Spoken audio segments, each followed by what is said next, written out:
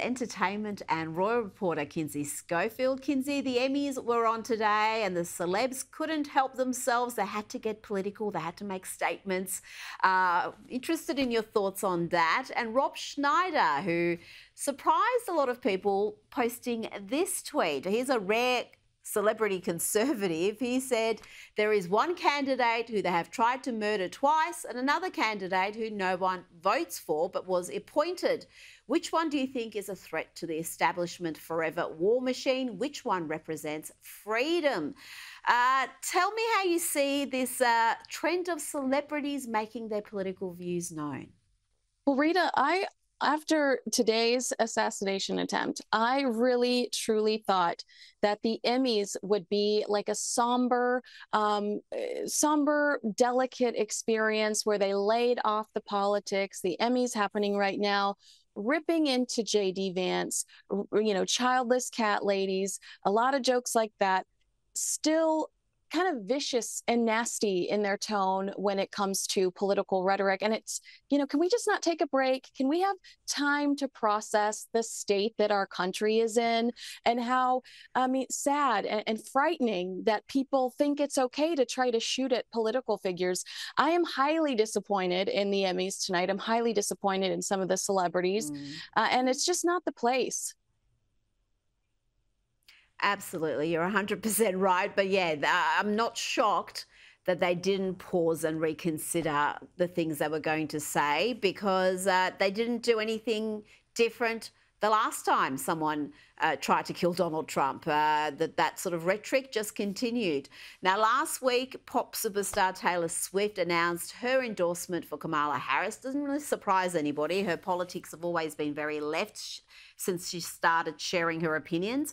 But a recent YouGov poll showed it may have done more harm to Harris than help for her campaign. Just 8% of responders said Swift's endorsement would make them somewhat or more likely to endorse Kamala, while 20% said they were now somewhat or much less likely to vote for her over Donald Trump. Now, I'm not sure if I believe these poll numbers. I hardly think people are going to not vote for a candidate because Taylor loves or hates them.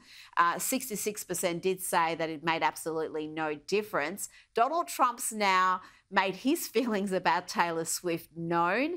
He's written on Truth Social that I hate Taylor Swift, which is very amusing, and it's certainly triggered a lot of people. People are saying, this is just crazy. How could he possibly do this? This is going to get all the Swifties enraged and voting against him. But surely if they're going to be motivated by her feelings, they're going to vote for Kamala anyway. How do you see this entire craziness?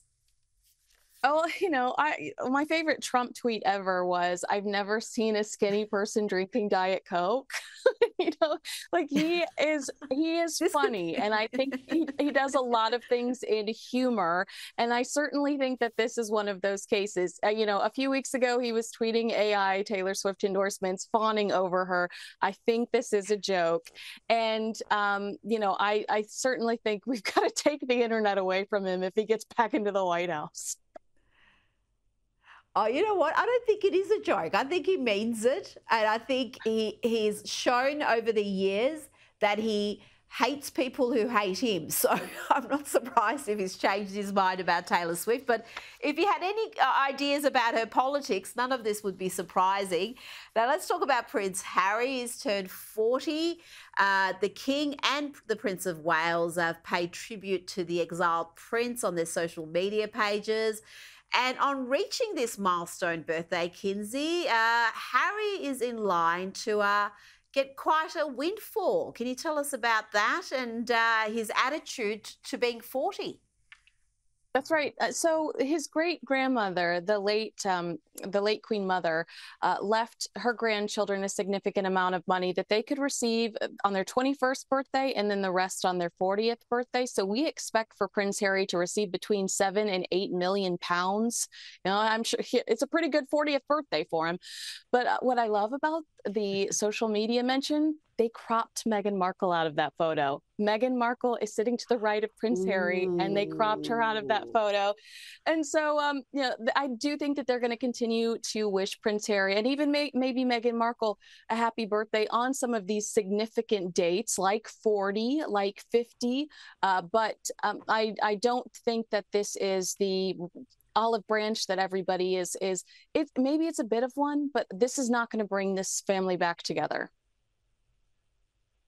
Now, the Sussex's stateside team are now reportedly experiencing the bullying behaviour that left so many of their British team in tears. One insider told The Hollywood Reporter, everyone's terrified of Meghan. She belittles people. She doesn't take advice. They're both poor decision makers. They change their minds frequently.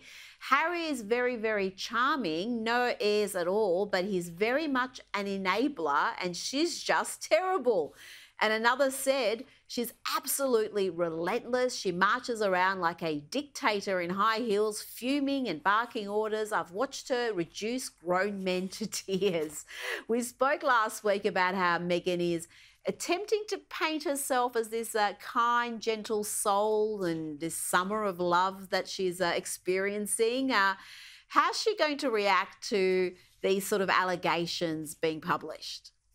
Well, they're already reacting, Rita. They're saying that this is an attempt. This is collusion. People are out to get them, and that there's somebody working against them. Those are the stories we're hearing. But I think it speaks volumes that this is not a UK tabloid saying this, and they're always talking about how it's the tabloids against them, and you can't trust the tabloids. This is an industry Bible in Hollywood. The Hollywood Reporter is, what you reach for when you want to know who's going where and who you want to work with. And this is very damaging to their reputation. So Meghan's summer of love, it looks like it's at a screeching halt with stories like this now coming out. Kinsey Schofield, thank you so much for your time.